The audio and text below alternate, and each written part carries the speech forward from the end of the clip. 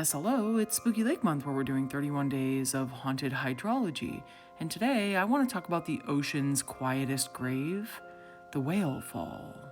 After death, a whale doesn't sink to the bottom of the ocean right away. Instead, it floats to the surface, buoyed by gases released during the decomposition process. For days or even weeks, it drifts through the currents, feeding sharks and seabirds until the gases finally escape. Slowly, it begins to sink through the darkness to the sea floor, where the first stages of its new life begin. Normally, these deep sea parts of the ocean rely on something called marine snow, which is organic and inorganic material that falls down from the surface. So a whale fall is like a pop-up shop for these deep sea scavenging creatures, creating a temporary oasis that could last for decades after the whale has actually died.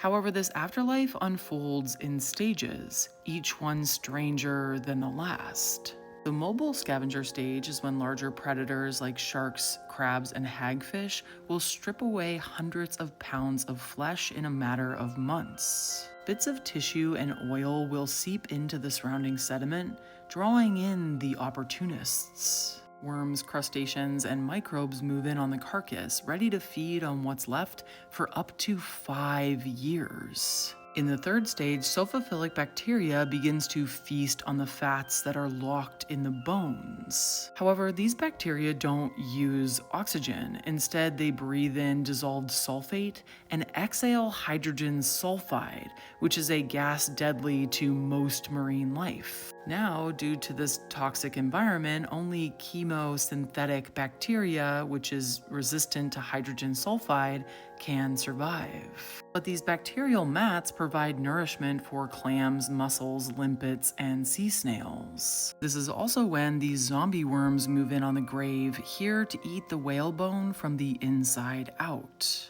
These Osedax worms dissolve the bone with a strong acid. However, they have no mouth and no stomach.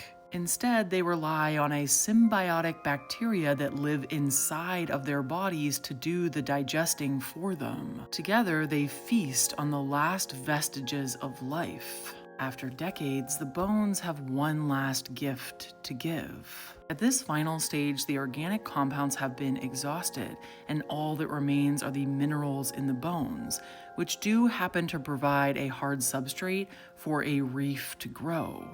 For life after death in total darkness, 8 out of 10 spookies.